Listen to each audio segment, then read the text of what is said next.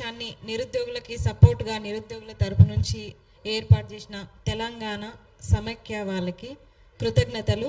అలాగే మీడియా మిత్రులకి ఇంత మంచిగా అందరినీ ఇనిషియేట్ తీసుకొని అందరినీ ఒక వేదిక మీద మమ్మల్ని అందరినీ కూర్చోబెట్టిన రఫీ సార్ గారికి కూడా ప్రత్యేక ధన్యవాదాలు. నిరుద్యోగులు 20 మంది ఈరోజు ఆత్మ బలిదానాలు చేసుకున్నారు. ఆ రోజు 1200 మంది తెలంగాణ కోసం ఎంత క్షోభించి ఇక మా వల్ల కాదు, మేము ప్రాణాలు అర్పిస్తేనైనా మాకు తెలంగాణ వస్తుందని వాళ్ళు ఎట్లా ఆత్మ బలిదానాలు చేసుకున్నారో ఈ రోజు కూడా కాంగ్రెస్ పార్టీ అధికారంలోకి వచ్చిన తర్వాత 20 మంది నిరుద్యోగులు ఆత్మ బలిదానం చేసుకున్నారు. 21 నంబరు గడ్డం వేణు ఖమ్మంలో మొన్న జరిగిన, కానీ మా అదృష్టం బాగుండి ఆ నిరుద్యోగి ప్రాణాలతోనే ఉన్నారు.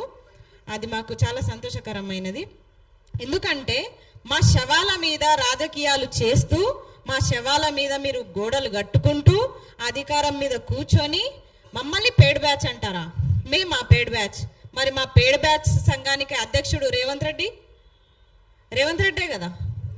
మా పేడ్ బ్యాచ్ సంఘానికి అధ్యక్షుడు రేవంత్ రెడ్డి. ఈయన రియాజ్ సారు లైబ్రేరియన్ చైర్మన్ కాదు, ఆయన పేడ్ బ్యాచ్ సంఘానికి చైర్మన్. ఆయన మీరు కాదా బస్సు యాత్రలు చేపించింది? మీరు కాదా ప్రచారాలు చేపించింది?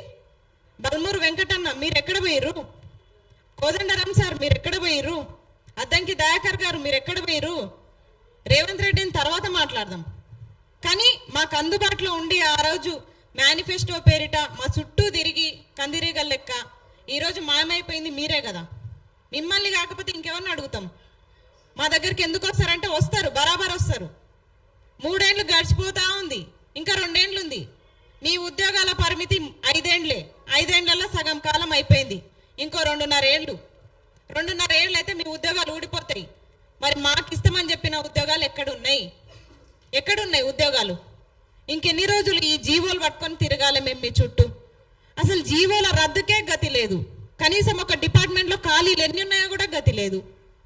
మేము అసలు ఆడపిల్లలమై ఉండి కేసులకు కూడా వెనకడుగు వేయకుండా, ముట్టడిలకు కూడా భయపడకుండా, కొడతారో కాళ్ళు ఇరగొడతారో చేతులు ఇరగొడతారో అని కూడా భయపడకుండా ఈరోజు మా ప్రాణాలను పణంగా పెట్టి ఉద్యోగాల కోసం కొట్లాడుతుంటే పేడ్ బ్యాచ్లు అంటున్నారు.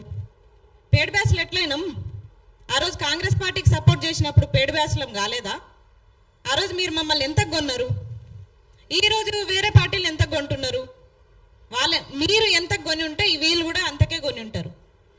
పేడ్ బ్యాచ్లం. ఇప్పుడు మేము పేడ్ బ్యాచ్లం అయితే మీకు అధికారంలో మీరు ఉద్యోగాలు సంపాదించుకున్నారు, మేము సంపాదించుకోలే. మీతోన మేము ఉద్యోగాలు గుంజుకోలేకపోయినాం. మనం అందరం కూడా పేడ్ బ్యాచ్లమే. ఇంకొకసారి నిరుద్యోగుల్ని నిందల పాలు చేసిన, అపాసుపాలు చేసిన సహించబోమిగా. ఎందుకంటే ప్రతి ఒక్కరిని ఒకటే మాట, ప్రశ్నిస్తే పేడ్ బ్యాచ్.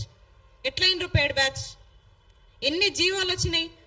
పోటీగా ఆ పార్టీ 2 జీవోలు తెచ్చిందని ఈ పార్టీ 2 జీవోలు తెస్తున్నారు. వాళ్ళు గ్రూప్ 1 కేసుల గురుకులాల్లో జీవోలు తెచ్చిరని చెప్పేసి వీళ్ళు డిగ్రీ లెక్చరర్ దాంట్లో ఇంకొక జీవో తెస్తున్నారు. కనీసం ఏజ్ రిలాక్సేషన్ కూడా పెంచని దుస్థితిలో ఈరోజు కాంగ్రెస్ గవర్నమెంట్ ఉంది. ఏజ్ రిలాక్సేషన్ కూడా పెంచకుండా, అటు ఉద్యోగాలు ఇవ్వకుండా ఆ జీవోలు ఎందుకు పెట్టినట్టు? ఓటీఆర్కి లాస్ట్ డేట్ ఎందుకు? అసలు ఫీజులో మోత. ఏదన్నా నోటిఫికేషన్ వచ్చిందంటే ఫస్ట్ ఎన్ని పోస్టులు ఉన్నాయని ఎవరు చూడట్లే, దానికి ఫీజు ఎంత ఉందని చూస్తున్నారు. ఫీజు ఎంత పెట్టిరు, ఎన్ని వేలు పెట్టిరు?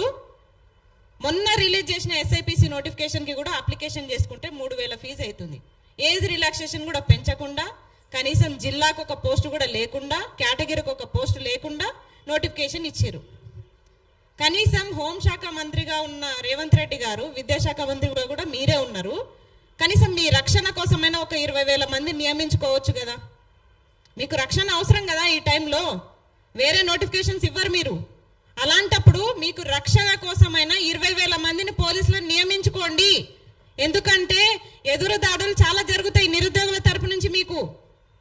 మీరు అనుకుంటున్నారేమో వీళ్ళు ఏం చేయలేరు, డివైడ్ అయిపోయారు, వేరే నోటిఫికేషన్స్, గ్రూప్స్ కోసం ఒకరు కొట్లాడతారు, డిఎస్సి కోసం ఒకరు కొట్లాడతారని. అదంతా కాదు. 2 లక్షల ఉద్యోగాలే కావాలని అందరం కంకణం కట్టుకుంటే మాత్రం అందరం ఇట్లే ఒకటైతాం. ఈరోజు ఒకటే వేదికమైన అందరం ఉన్నాం. చూడండి, ఒకసారి కళ్ళు తెరుచుకొని చూడండి.